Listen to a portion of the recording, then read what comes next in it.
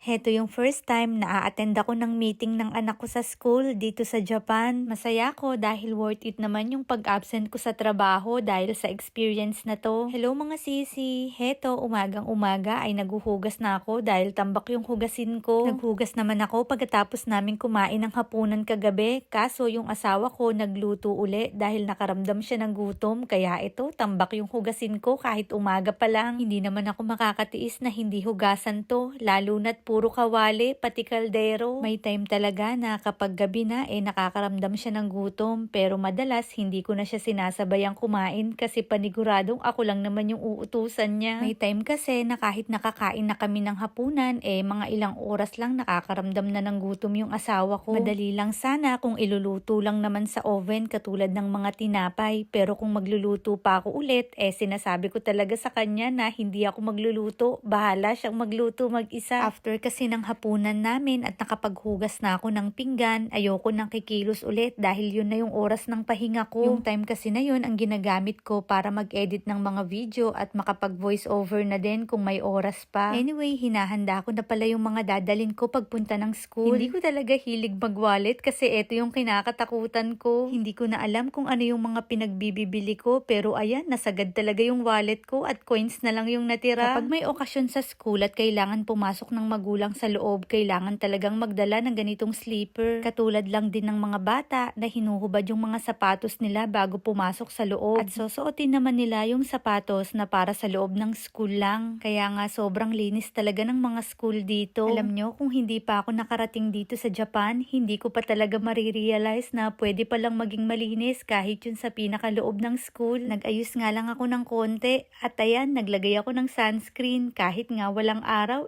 pinush ko pa rin maglagay ng sunscreen dahil kailangan. Hindi na kasi ako maglalagay ng foundation at powder lang yung gagamitin ko kaya okay na yung sunscreen, talo-talo na yan. Hindi naman din ako gaanong mag-aayos dahil simpleng meeting lang naman yung gagawin pero sa graduation ay naku, abangan nyo, mag-aayos talaga ako. Syempre kapag mga ganong okasyon na, kailangan talaga mas presentable ako, no? Bihira lang yung mga ganong okasyon kaya kailangan maganda tayo. Anyway, yung pakiramdam ko pala nung mga oras na to medyo kinakabahan ako at nire-ready ko na rin yung sarili ko. Hindi man ako masyadong marunong sa Nihongo pero kahit papano nakakaintindi naman ako. Ang kaso nga lang yung mga basic words lang yung madalas ko lang marinig pero kapag bago sa pandinig ko hindi ko talaga yun naiintindihan. Nagising na nga yung asawa ko nung mga oras na to at ayan kinukulit yung anak niya. Kinuha nga yung cellphone at tinatapat sa mukha nung anak niya kaya eto namang isa tuwang-tuwa talaga. Gusto nga talaga ng daddy niya na siya yung a-attend. Kaso hindi ko kaya at hindi ko maatim na siya yung pa-a-attendin ko kaya talagang hindi ako yung a-attend. Kahit anong mangyari ako yung a-attend. Kahit na nga magkanda utal-utal ako mamaya sa pakikipag-usap sa mga parents doon, bahala na. Ang mahalaga naka-attend ako para sa anak ko. Syempre first time ko rin naman na ma-experience to kaya gusto ko rin subukan. Pangpalakas na rin ang confidence para sa sarili ko. Hindi nga rin maganda yung panahon ngayon kaya ayan naglakad lang kami at hindi ako gumamit ng bicycle. Kapag kasi ganitong maulan, masyadong delikado kapag kasama ko yung anak ko sa pagbabicycle pero kung ako lang, ayos lang naman. Pero syempre, nag-iingat pa rin ako para na rin sa sarili ko. Habang naglalakad nga kami, heto, nakakita pa kami ng dalawang uwak na kinakain yung basura. Heto nga talaga yung iniiwasan dito sa mga basura dahil kinakalkal talaga ng mga uwak. Nung nakalapit na nga kami, umiwas yung uwak ng konti at nung nakalayo na kami, bumalik na rin siya. Grabe no, parang nakakaintindi sila dito. Anyway, heto, malapit na kami sa school ng anak ko. Pasensya na, hindi pwedeng mag-video sa loob kaya eto lang yung video na nakuha ko. Heto na yung oras kung saan nga magsasama-sama yung mga parents at magkakaroon ng konting meeting. Sobrang nape-pressure na nga ako nung mga oras na yan pero sabi ko sa sarili ko, abay kailangan kong kayanin to. Kung magpapakilala lang naman, kayang-kaya ko yan. Makalipas ang 3 oras, heto, papauwi na kami. Hindi ko in-expect na sobrang lamig ngayong araw. Hindi pa naman ako nagdoble ng suot at eto lang talaga yung suot ko kaya hindi ako masyadong nakapag-video dahil sobrang lamig na lamig talaga ako at nanginginig pa. At eto, gusto kong ipakita sa inyo kung gaano kalinis dito sa Japan. Grabe yung ilog no, wala kang makikitang basura. At heto, mga ilang minutong paglalakad, nakarating na rin kami ng bahay. Kinagabihan na nga pala to at maghahanda na ako para sa hapunan namin. Habang ginagawa ko nga yan, tara pag-usapan natin yung mga naging hakbang ko para kahit papano maging malakas yung loob loob ko kapag natira na kami dito sa Japan. May nanghihingi din kasi ng advice sa akin at plano na nga raw nilang tumira dito sa Japan, pero kinakabahan daw siya at natatakot dahil hindi siya marunong mag-Nihongo. Ganyan na ganyan din yung pakiramdam ko noon. Pero alam nyo ba, kesa panghinaan ako ng loob, nag-self-study na lang ako para kahit papano, kahit basic, may alam na ako. Mahirap magpunta ng Japan kapag zero Nihongo ka talaga, kahit man lang simpleng mga greetings, hindi mo alam. Napakahalaga pa naman dito sa Japan ng simpleng pagbati mo. Alam nyo nga, kung pinagpatuloy ko lang talaga yung pagsa-self-study ko, malamang bihasa na rin ako sa pagja-Japanese. Kaso talagang nakakatamad kapag mag-isa ka lang nag-aaral. Nasa Pilipinas pa lang kasi kami, nag-self-study na talaga ako. Kaso inatake ko ng katamaran kaya hindi ko napagpatuloy, pero kahit papano may naaral na rin ako. Pero habang tumatagal, nakakalimutan ko rin yung mga naaral ko, kaya nung nagpunta na kami dito sa Japan, bumalik na naman ako sa pagsa-self-study at nagsimula na naman ulit ako sa umpisa. Kahit papano, natatandaan ko na rin yung mga naaral ko nung una. Pero gaya nga nung una, hindi ko na naman napagpatuloy at inaatake pa rin talaga ako ng katamaran. Nakakatamad kasing mag-self-study, lalo na kung hindi mo rin naman mapapractice yung pagsasalita mo. Totoo nga yung sabi nila na kahit anong aral mo, kung hindi mo rin naman mapapractice, hindi mo rin mapag-aaralan. Mas magandang makipag-communicate ka mismo sa personal. Kaya nung nakapagtrabaho ko, marami akong naririnig na mga bagong salita. At ayun nga, unti-unti nalalaman ko at natututunan yung mga sinasabi nila. Kaya ngayon, kahit papano, basta mga basic na salita, nauunawaan ko. Anyway, mabalik nga pala tayo about sa anak ko. Dahil nga class observation yung ginawa namin, kaya nakita ko kung ano yung dapat i-improve sa anak ko. Pinakita kasi sa amin kung ano yung mga ginagawa ng mga bata sa loob ng classroom kapag pumapasok sila sa umaga. Sa unang isang oras na pagpasok nila, naglalaro lang sila ng mga gusto nilang laruin. Tapos sa susunod na isang oras, ipapakilala nila yung sarili nila at makikipag-usap sa sensei. Habang ginagawa nga nila yon, nakita ko na kailangan ng anak ko ng improvement sa pagsasalita ng Nihongo. Kung sa mga classmate niya, kaya niyang makipag-communicate, pero pagdating sa tinatanong ng sensei, hindi siya makapagsalita dahil nga hindi siya marunong na i-express yung sarili niya. I think same feeling kami ng anak ko na may gustong sabihin pero hindi na lang nagsasalita dahil hindi namin alam kung paano to sasabihin in Japanese word. Overall, okay naman yung anak ko sa school. Yun nga lang yung napansin ko, hindi niya kayang magbuo pa ng sentence sa ngayon, kaya madalas tahimik lang siya. Kaya pagka-uwi ko ng bahay, sabi ko sa daddy niya, kausapin niya yung anak niya ng more on Japanese dahil nakita ko nga na hindi siya marunong makipag-communicate masyado. Kaya ngayon, ang rule namin sa bahay, hanggat maaari magja-Japanese kahit na pati ako, para kahit papano ma-practice ko din yung sarili ko. Kailangan kong gawin to dahil kailangan ng anak ko, baka sa susunod na taon kapag hindi pa siya marunong makipag-communicate masyado, mabuli siya. Nakakaawa naman kapag ganun yung nangyari, kaya hanggat maaari,